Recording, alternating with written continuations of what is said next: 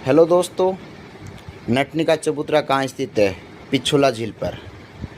और इस चबूतरे निर्माण में एक विचित्र कहानी घटित हुई है कि एक समय जब महाराणा के दरबार में एक नट जाति का व्यक्ति आके बोलता है कि महाराणा, मेरी नटनी है जो रस्सी के सहारे पिछोला झील को पार कर सकती है। तब महाराणा ने कहा कि ये कौन सा मजाक है, बेतुका मजाक। फिर नहीं महाराज, मजाक नहीं है, रियल में ही मेरी नटनी है जो इस झील को रस्सी के सहारे पार कर सकती है।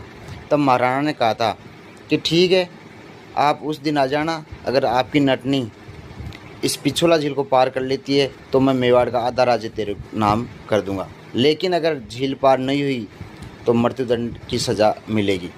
तब उस व्यक्ति ने कहा ठीक है महाराज, आप जो सज़ा मुकर्रर करोगे वो मुझे मंजूर है।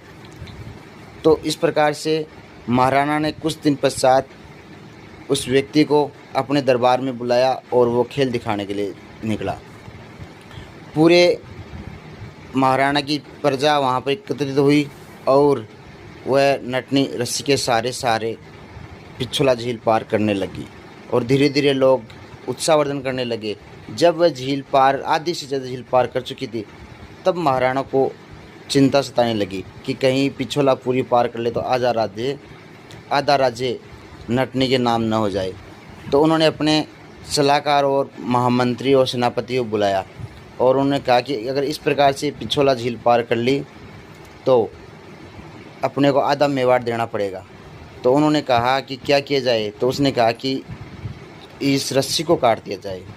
तो उन्होंने उस रस्सी को काट दिया और इस प्रकार से वह नटनी पिछोला झील की गहराई में गिर गई और उसकी मृत्यु हो गई। और उसकी याद में महाराणा ने पिछोला झील के मध्य में एक चबूतरे का निर्माण कराया था। उस चबूतरे को नटनी का चबूतरा कहते हैं। उस नटनी का नाम था गलकी और यह झील पिछोली गांव में स्थित होने के कारण इस झील का नाम पड़ा पिछोला। और यह राजस्थान की सबसे बड़ी कृत्रिम मीठे पानी की झील है।